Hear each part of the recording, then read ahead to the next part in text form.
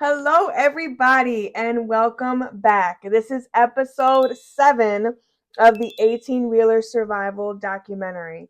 This is my mom, Hello. Linda, and she is telling the story of, well, right now, because in the timeline, I am in an induced coma. So I need my mom to tell the story because I can't. All right, so I'm going to give the floor to my mom. Okay. We're at Sunday. Um, so let's see, the accident happened Thursday, Friday, Saturday. So I'm on day 4, and we'll probably go fast forward a little bit. So that Sunday is when she wiggled her feet and gave her thumbs up that morning. And also, when the doctors were doing the rounds, I didn't mention that they also wanted to lower the PEEP on the ventilator. And I'm not really sure exactly what the PEEP is. It has something to do with regulating the pressure, um, because the ventilator was doing the breathing for her. And so they wanted to lower the PEEP so that her lungs wouldn't be so dependent on the ventilator to do the work. They wanted her lungs to do the work. So they lowered the PEEP a little bit, and it did not go well. So they had to raise it back up, and then they decided to do a bronchoscopy. They ordered that for that next day, Monday, to do the bronchoscopy. So where they just go in and look around inside her lungs and with a camera. So that was scheduled for the next day. But that Sunday evening, my friend Debbie came. She arrived with Denver. Denver came and dropped her off. So they both came up, and I was very excited. I was so excited to have somebody come alongside of me and stand in faith and hold my arms up. So, but Denver, let me talk about Denver for a little bit. So he is, And you said Denver went to the church that yes, we went to. he was a member at Word of Life, And Debbie also. Yeah. And so Denver's occupation, he was in the medical field. He knew all about all the medicines. This guy was brilliant. So what does he do? Because he's working in the medical field and he understands all about all these the equipment and all of the meds and the drips and everything. He just kind of Denver was cool. He was a cool dude. So he walks over and starts looking at all of all of her IVs that were up there, and he was like, propofol. And he's saying this out loud, propofol. That's what killed Michael Jackson. Wow. And then he looks and said, fentanyl. That's what they put elephants down with. And I'm like, oh my goodness. I was like, this is pretty serious stuff, right? And I'm like, I am glad that these doctors and nurses know exactly what they're doing. And because I had no idea how serious these drugs were that they were using to keep her in this induced coma. I mean, just a little bit too much that would have been it. And we know what fentanyl is now. I didn't know. It wasn't a problem on the streets then like it is now. And so yeah, she was taking fentanyl in liquid form and through an IV and propofol. So anyway, another thing that from that Sunday was we got a new nurse. I didn't get the nurse. It was Sanaya's nurse, but she was amazing. I just loved her so much. Her name was Nurse Desiree. And Nurse Desiree. Hi, Nurse Desiree, if you're watching.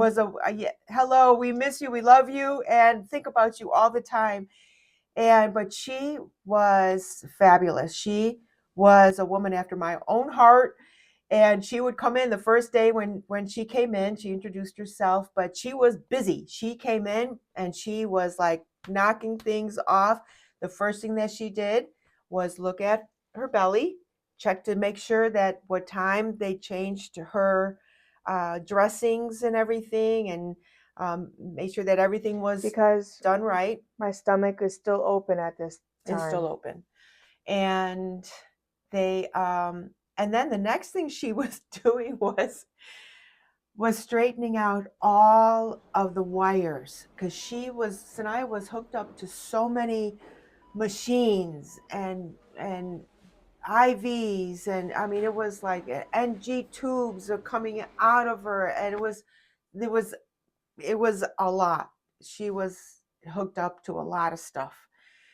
And Nurse Desiree would come in and she would just do do do do do do do. It was like in a few minutes, man, she had everything nice and organized and clean and ready to go for her day.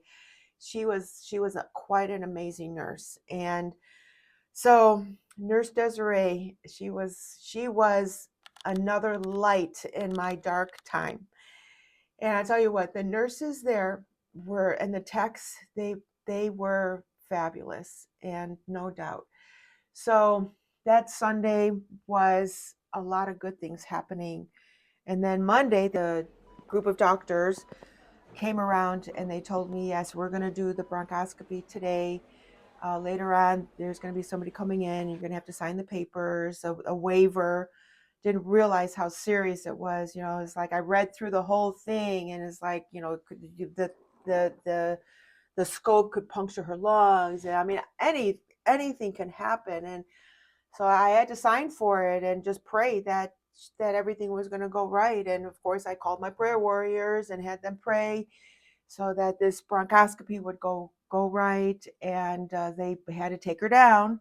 So it was like doing the transition to transport her down to do the bronchoscopy, and doing the bulb on the ventilator, the whole works, the whole 9 yards. And again, I had to wait until they brought her back up, and then had to wait until they came to give me the results from the bronchoscopy, which they did. They did. I think they came in later that that day, um, early evening, and told me that she was having some issues with like a stickiness in her lungs. And so whenever the ventilator, when she would exhale, so when you exhale, your lungs kind of like, they're unfilling. So that's what the PEEP does, is to keep the parts of your lungs from collapsing. And so they wanted to know why her she wasn't doing well when they lowered the PEEP. And sure enough, there was some issues with her lungs. So they had to put her on some, other meds for her lungs now. And it was just one thing after another. And I want to touch on that. So I found this information out, a long time ago, and I asked my mom the stickiness in my lungs. What was the stickiness? And my mom told me that one of the doctors asked my mom, does did the doctors ask you if I'm a smoker? If I smoke weed? Yes. Okay. So they asked my mom, does she smoke weed? Well, they said marijuana. Marijuana. And, my mom said yes, she does. And they said, That's why. what does she smoke out of? What does she use to smoke? And my mom said she uses these the brown papers. What we used to do, the Dutch masters used to break the Dutch masters up and then empty out the cigar filling and then put the marijuana in it and roll it up. And you would get the residue on the end, and so it was the residue all in my lungs. Yeah. And ever since I found that out, I could not even believe it. That residue, and not only gets on the outside of your lips and it's sticky, but it gets In your inside lungs. your lungs too. Yeah. So for anybody, just so you know that. Yeah. Well, I'm glad that you mentioned that. I didn't want to say anything because I didn't want to like throw you under the bus. It was like, yeah, she's a weed smoker, you Well, know. now I have my medical marijuana card, okay? And yeah, Yeah, but this is honest. We're being honest, right. okay? And you don't So, smoke as much, and no. you're very aware of Yeah, how actually, to and how much, and yeah, yeah, because actually the marijuana was what got me off of my pain pain meds medicines. later on, like Honestly, months later. that's what the my pain management doctor used along with Suboxone. He used marijuana and I got off of it, off my Right, meds. right. So that's besides the point. Just Yeah. anyways. Yeah. So they did the bronchoscopy, and that was the results of that. And then so that was Monday. And then I think Tuesday was Christmas. I think that Tuesday was Christmas. And that's when Sanaya's aunt Felicia and her cousin Tabby came. They flew from California to Atlanta on Christmas Day. And I'll tell you what, that I know that was not an easy thing for them to do. But I was very grateful for them to come and uh, to love on Sanaya, to pray for Sanaya, to help me out, and it was such a blessing. It was such a blessing, and yeah, that was that Tuesday, Christmas Day, and it was so there was a lot of good things happening at that time, and then but then things started kind of changing um, the day after Christmas, which was my son's birthday. Aaron's birthday was the day after Christmas, and um, at some point, I can't even remember exactly which day it was that I was talking to my husband, and we were FaceTiming, and he put my son on the phone, and I hadn't really had an opportunity to talk to him very often. He had school and stuff like that. Even though we were still homeschooling him, he was going to, oh, this is another thing.